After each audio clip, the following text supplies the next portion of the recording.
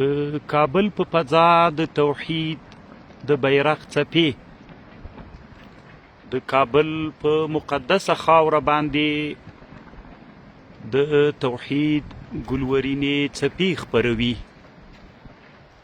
دغه بیرغ ته چې سړی نږدې کیني په لسان الحال یو څه خبرې ورته کوي. یو له هغو خبرو دا ده چې یو ورځ به د توحید دغه لوی بیرغ چې 15 متره طول لري او 15 متره عرض لري د بیت المقدس په قبة الزرقا باندې هم خپل وزرونه رپوي.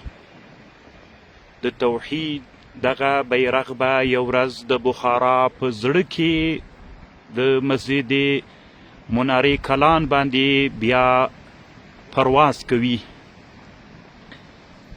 د قطب الدین تمش په مناره به په دهلي کې بیا رپیږي او د اندلس په تاریخي مسجد د قرطبي په جومات باندې به بیا خپل د توحید الوت کوي.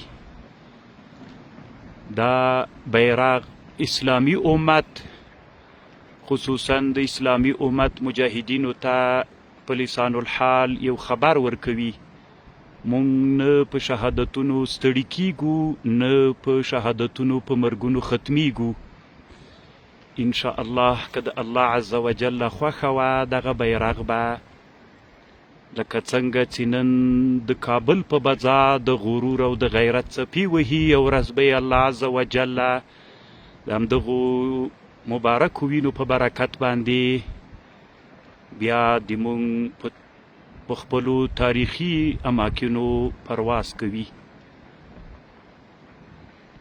کابل د وزیر محمد اکبر خان تپه.